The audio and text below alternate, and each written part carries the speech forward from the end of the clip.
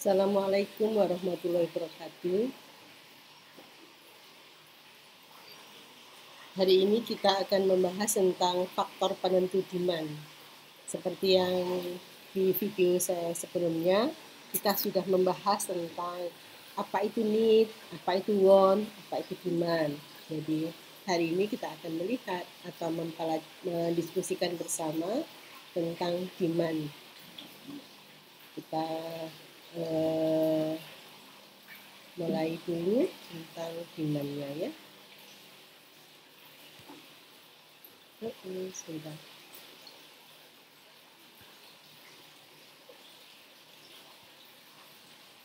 Kita kembali pada hukum demand bahwa dikatakan makin rendah harga suatu barang itu makin banyak permintaan atas barang tersebut, dan sebaliknya apabila harga barangnya itu tinggi maka akan semakin sedikit permintaan atas barang tersebut.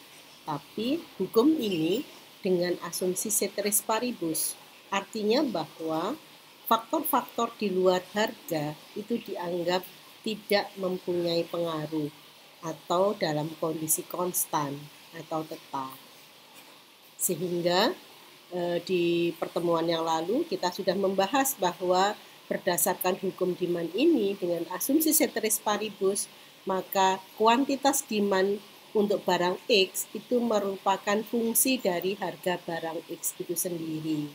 Nah, di dalam alam nyata, asumsi ceteris paribus itu pasti tidak akan bisa terpenuhi karena pada kehidupan sehari-hari banyak faktor yang mempengaruhi seseorang untuk memutuskan membeli atau tidak membeli sebuah barang. Sehingga kalau asumsi ceteris paribus itu kita hilangkan, maka kita akan melihat bahwa banyak faktor yang mempengaruhi demand itu sendiri, sehingga kita bisa melihat bahwa faktor penentu demand itu bisa harga barang itu sendiri, harga barang lain, pendapatan, distribusi dari pendapatan itu, cita rasa, selera masyarakat, jumlah penduduk, ramalan masa yang akan datang, dan masih banyak lagi. Sehingga kalau saya simpulkan dalam sebuah formula, maka kuantitas demand barang X itu merupakan fungsi dari harga barang X itu sendiri, dikasih tanda garis vertikal, artinya bahwa harga barang X itu merupakan faktor dominan, maka baru kemudian dipengaruhi oleh harga barang lain, income, kemudian dan distribusinya, taste, cita rasa, the future, ramalan masa yang akan datang, dan lain-lain. Ini tergantung pada jenis barang itu sendiri. Mungkin ada demand sebuah barang yang dipengaruhi oleh jenis kelamin seseorang. Mungkin juga dipengaruhi oleh kepercayaan seseorang, agama seseorang. Nah, itu tergantung pada barangnya. Sehingga di sini saya beri tanda titik-titik 3, artinya bahwa masih banyak faktor yang mempengaruhi demand sebuah barang. Sekarang kita akan melihat satu persatu bahwa bagaimana pengaruh harga faktor penentu demand tersebut terhadap demand-nya. Jadi kalau kita lihat di sini adalah harga barang itu sendiri, sudah kita bahas bahwa dalam hukum demand yang lalu, bahwa memang kalau barangnya itu harganya murah, pasti orang akan cenderung membeli lebih banyak dibandingkan yang harga barang itu mahal. Contoh misalkan, kalau misalkan ada pengumuman pemerintah yang mengatakan bahwa nanti pada hari ini tepat jam 24.00 harga BBM akan dinaikkan 100% misalkan gitu. Apa yang terjadi? Maka sejak pengumuman itu diumumkan oleh pemerintah sampai dengan jam 24.00 nanti malam, maka pasti orang akan berbondong-bondong untuk membeli BBM itu sendiri. Karena dianggap ada kesempatan bahwa selama mulai dari diumumkan pengumuman itu sampai dengan jam 24, itu harga BBM lebih murah dibandingkan nanti setelah tanggal 20 jam 24. Perkara besok mau demo itu perkara besok, tapi yang penting sekarang kita cari BBM itu dengan harga yang murah. Itu contoh bahwa harga barang itu akan menyebabkan permintaan akan lebih banyak apabila konsumen merasa lebih murah. Contoh lain, mungkin karena saya perempuan, dari nanti yang melihat video saya banyak yang perempuan, misalkan teman-teman yang perempuan itu biasanya suka belanja ya, suka shopping. Apa yang dicari kalau cewek-cewek pada shopping? Yang dicari pasti adalah pisang sali, sales. Artinya bahwa semua akan berburu sales, bahkan dicari yang 70% sales. Sehingga seringkali penurunan harga itu juga dipakai sebagai dasar strategi marketing atau alat untuk alat untuk menjual produk. Sehingga kita sebenarnya sebagai konsumen yang harus hati-hati melihat apa yang dilakukan oleh penjual, karena belum tentu yang dilakukan itu benar-benar sebuah sale. Kalau sebuah tenan setiap hari bunyinya adalah sales, berarti sebenarnya dia barangnya itu ya harganya segitu, bukan sales itu sendiri. Sales yang benar itu adalah dia pada waktu tertentu dia sale, misalkan dibatasi dalam waktu seminggu sales atau 1 hari sale. Besok di luar periode tersebut akan kembali pada harga semula lah, itu baru kita sebut sebagai sales ya. Kalau enggak, berarti sebenarnya itu adalah strategi kita untuk memainkan psikologi konsumen, bahwa di benak konsumen menganggap barang itu murah. Mungkin dari para teman-teman yang melihat video saya, ada yang pernah tertipu kayak saya. Senang sekali membeli barang bahwa produknya ada diskon 70%, tapi sampai di rumah ternyata price yang ada di produk tersebut itu ditempel dengan price yang lebih tinggi, baru di sales 70% lah. Artinya kan sebenarnya harga barang itu begitu. Jadi sebenarnya yang paling penting adalah rasional kita di dalam membeli barang setelah di sales atau setelah di diskon itu masih masuk akal enggak gitu. Tapi kadang-kadang kalau cewek-cewek sedang belanja sudah lupa dengan rasionalitas kita. Baik, kita masuk pada faktor penentu demand yang berikutnya, yaitu harga barang lain. Apa maksud harga barang lain? Harga barang lain yang dimaksud di sini adalah barang yang mempunyai sifat komplementer dan atau substitusi. Tapi kalau sebuah barang itu tidak mempunyai hubungan sama sekali, maka dia tidak akan masuk sebagai faktor penentu demand. Bagaimana penjelasannya? Gitu. Jadi kalau misalkan sebuah barang A dengan barang B mempunyai sifat substitusi. Substitusi itu artinya adalah barang A dan barang B mempunyai sifat bisa saling menggantikan fungsinya.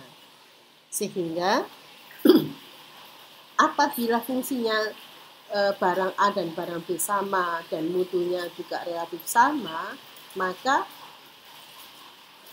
pengaruh terhadap demand barang A dan barang B itu sangat ketat. Misalkan sekarang barang A dan barang B itu katakanlah sebuah produk teh kotak, misalkan teh kotak merek A dan teh botol merek A dan teh botol merek B. Pada suatu hari kita membeli sebuah teh botol merek A dan teh botol merek B, ternyata tiba-tiba si penjual mengatakan bahwa teh botol merek A mulai hari ini harganya naik 2 kali lipat. Maka secara serta-merta kita akan menanyakan bahwa yang relatif sama dengan produk A ini teh botol apa? Oh, merek B.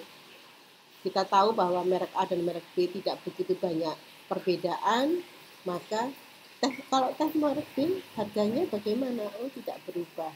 Maka kita akan mengubah pembelian itu ke teh botol B.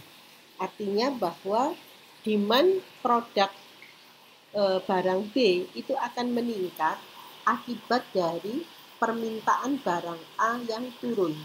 Karena orang-orang yang biasa membeli produk A itu tidak jadi membeli produk A dan mengalihkan pembeliannya ke produk B sehingga menyebabkan demand produk B meningkat.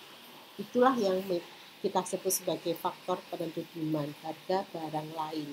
Harga barang lain yang berubah menyebabkan perubahan terhadap demand produk yang menjadi substitusinya.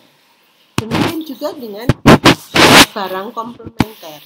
Barang komplementer itu adalah barang yang penggunaannya harus digunakan secara bersama-sama.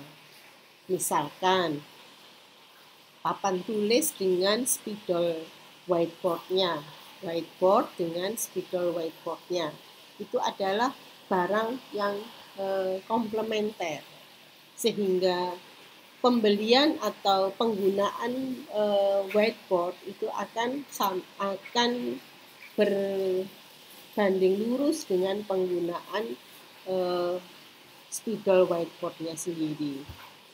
Kalau misalkan tiba-tiba terjadi perubahan terhadap barang tersebut, maka akan menyebabkan terjadinya perubahan dari demand barang yang lain. Itu yang kita sebut sebagai barang komplementer. Bagaimana dengan pendapatan dan distribusinya?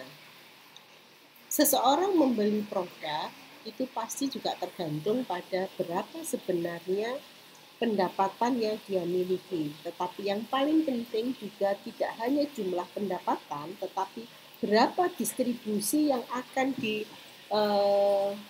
ditujukan untuk pembelian produk tersebut. Misalkan si A dan si B mempunyai pendapatan yang sama, katakanlah 1 bulan pendapatannya adalah 10 juta. Si A mendistribusikan 10% pendapatannya untuk pembelian buku.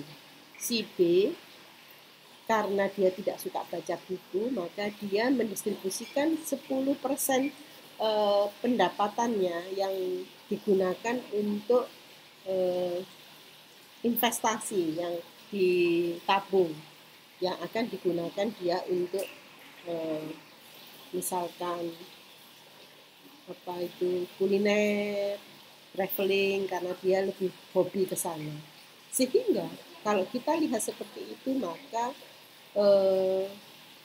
kalau kita membicarakan tentang bagaimana apakah pembelian buku itu tergantung pada jumlah pendapatan, oh tidak. Karena ternyata pendapatannya sama, tetapi pembelian terhadap bukunya berbeda. Karena apa? Karena distribusi pendapatan untuk pembelian bukunya yang berbeda. Itu yang kita sebut sebagai bagaimana hubungan pendapatan dan distribusinya terhadap demand sebuah barang. Sehingga ini nanti juga akan sangat menentukan terhadap demand pelayanan kesehatan. Karena komposisi atau distribusi yang dipikirkan oleh masyarakat di dalam mendistribusikan pendapatannya itu tidak sama.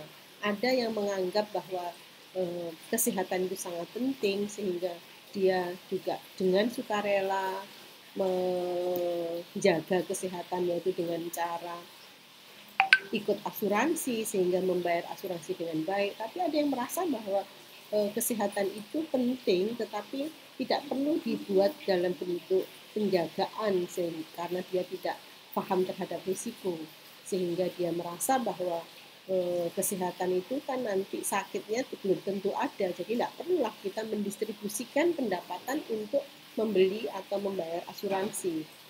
Akhirnya dia juga tidak menyiapkan untuk aspek apabila dia sakit, sehingga otomatis itu juga akan mempengaruhi demand pelayanan kesehatannya. Yang berikutnya, cita rasa atau selera masyarakat. Ada produk yang apabila kita itu sangat senang terhadap sebuah produk, maka berapapun harganya itu biasanya kita akan membeli produk tersebut. Itu yang kita sebut sebagai kita sudah sangat cocok dengan selera atau cita rasa produk tersebut. Nah, ini bisa kita lihat ada produk-produk yang misalkan sifatnya seperti fashion. Meskipun produk itu di diskon besar-besaran katakanlah 80%, tapi karena sudah out of date, maka masyarakat tidak akan banyak membeli. Berbeda dengan fashion yang memang tidak mengandung unsur tren. Jadi contohnya misalkan kalau kita melihat ada celana yang modelnya jubrar. Sekarang ini celana cutbray atau komprang di bawah itu sedang tidak lagi tren. Jadi tidak mungkin orang berani untuk memakai celana tersebut untuk kepentingan sehari-hari kecuali dipakai oleh badut, dipakai untuk lucu-lucuan sering. Tapi kalau untuk dipakai ke acara-acara lain pasti orang tidak akan membeli. Sehingga kalau ada produsen yang mempunyai stok celana cutbray yang sangat banyak mau didiskon 90% pun orang mau membeli juga enggan. Itu yang kita sebut sebagai cita rasa selera masyarakat tidak sedang pada produk tersebut. Sehingga kita memang harus benar-benar mengecek bagaimana sebenarnya cita rasa atau selera masyarakat terhadap produk yang kita buat sehingga demandnya nanti pasti akan pas. Yang berikutnya adalah jumlah penduduk. Karena demand itu merupakan demandnya masyarakat, maka semakin tinggi, semakin banyak penduduk, pasti demand masyarakatnya akan semakin tinggi pula. Itulah sebabnya penduduk atau negara Indonesia itu merupakan negara yang penduduknya sangat banyak dan merupakan pasar potensial yang sangat empuk. Itulah sebabnya kenapa dunia ini benar-benar mengincar Indonesia sebagai sasaran empuk untuk menawarkan dagangannya, sehingga karena jumlah penduduknya yang sangat besar, apalagi kebiasaan konsumen Indonesia yang sangat konsumerisme ya, yang sangat royal di dalam membeli produk-produk konsumtif. Yang berikutnya adalah ramalan masa yang akan datang. Nah, kalau kita melihat ramalan masa yang datang, maka biasanya produk-produk yang diramalkan akan disenangi di masa yang akan datang, itu pasti akan diminati atau demandnya akan tinggi. Contoh misalkan kalau di akhir tahun ada orang yang mengatakan bahwa besok itu tahun depan ini yang menjadi tren adalah warna-warna hitam dan putih. Maka semua produk-produk yang menuju ke hitam putih tiba-tiba demandnya akan menjadi sangat meningkat. Itu adalah contoh bagaimana faktor-faktor itu bisa menentukan besarnya demand. Masih banyak faktor lain, tergantung nanti setiap kali faktor itu kita bicarakan, maka kita anggap faktor lain itu adalah dalam kondisi ceteris paribus atau tetap. Itu yang bisa saya jelaskan untuk faktor-faktor tertentu demand. Kemudian kita lihat sekarang dalam bagaimana faktor penentu demand itu akan mempengaruhi kurva demand. Jadi kita lihat di sini apabila harga barang itu sendiri yang berubah, sedangkan harga barang lain, pendapatan, cita rasa, dan jumlah penduduk atau ramalan masa yang akan datang kondisinya tetap, itu bagaimana sebenarnya bentuk fungsi demand-nya. Kita lihat di sini, ini adalah akan terjadi gerakan sepanjang kurva demand. Artinya apa? Kalau kita lihat di sini, ini B itu adalah harga barang awal. Pada saat harga barang di P, maka jumlah permintaan itu ada di Q. itu maka terjadilah titik potong di B. Tapi apabila harga barang itu naik menjadi P1, maka jumlah permintaan akan menjadi Q1, sehingga titik potongnya ada di A. Atau kalau harga barang itu turun jadi P2, maka permintaan itu akan naik menjadi Q2, berada di titik C. Sehingga perubahan harga dari P menjadi P1 atau dari P menjadi P2 itu menyebabkan terjadinya gerakan sepanjang kurva demand dari B menjadi A atau menjadi B menjadi C dan seterusnya. Inilah yang terjadi di dalam kurva demand karena akibat adanya perubahan harga barang itu sendiri. Ini tadi harga barang itu sendiri. Tapi kalau yang terjadi adalah perubahan harga barang lain, pendapatan dan distribusi, cita rasa, selera, jumlah penduduk, ramalan masa yang akan datang, dan lain-lain, bukan harga barang itu sendiri, maka yang terjadi adalah pergeseran kurva demand. Kita lihat di sini, harga barang itu tetap, barang kita itu tetap, Q. Tetapi tiba-tiba jumlah permintaan itu bisa naik atau bisa turun dan menjadi Q2 atau menjadi Q1. Kalau menjadi Q2 berarti sebenarnya terjadi pergeseran kurva demand dari D1 menjadi nanti di D2 menjadi D3. Di sini sebenarnya ada kurvanya ya, dari Q dari DD ini ke D2 kemudian jadi DD ini menjadi D1 seperti itu. Ini maaf, ini kurva demand yang D ini hilang. Terhapus, saya enggak melihat. Jadi itu yang terjadi, terjadilah pergeseran kurva demand. Contoh terjadinya pergeseran kurva demand ini misalkan begini. Produk saya itu adalah kapur, saudara mungkin tidak pernah ingat ya, atau belum lahir. Dulu pada waktu saya kecil, papan tulis itu blackboard, bukan whiteboard. Sehingga yang dipakai untuk menulis itu bukan spidol, tapi kapur. Nah, misalkan perusahaan kapur tulis saya itu adalah perusahaan kapur tulis yang luar biasa, warna-warni juga, ada yang putih, ada yang warna-warni, tetapi saya mengatakan debunya tidak banyak, kualitasnya bagus, harganya juga masuk akal. Saya kaget, kenapa kok tiba-tiba permintaan terhadap kapur tulis saya itu tiba-tiba ngedrop.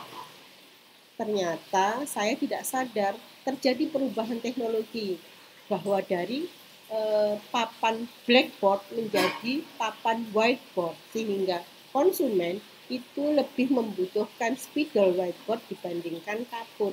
Nah, itu terjadinya berarti tiba-tiba terjadi perubahan dari Q menjadi Q1. Jadi terjadilah pergeseran kurva demand ke kiri.